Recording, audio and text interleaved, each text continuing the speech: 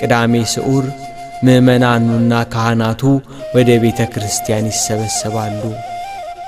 የጧቱ ጸሎት ሲፈጸም ክርስቶስ በመስቀሉ ሰላምን አደረገ የምስራች እየተባለ በቤተ ክርስቲያን ለተሰበሰበው ሕዝብ ሁሉ ቄጤማ ይታደላል።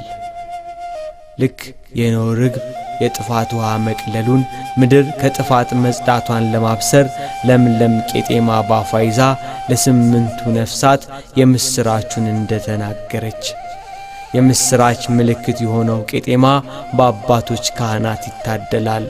ሕዝቡ ቄጤማውን እያሰረ እንደ ኖኅ ርግብ በክርስቶስ ቤዛነት በጌታ መሞት የኀጢአት ባህር ደረቀ፣ ኀጢአት ሞተ ነፍስ ከሰው ልጆች ተወገደ፣ ለአዳምና ለልጆቹ የምስራች ተበሰረ፣ ገብረ ሰላመ መስቀሉ በመስቀሉ ሰላምን አደረገ፣ ሰላምን ፈጠረ ይላሉ ለሚመለከታቸው ሁሉ።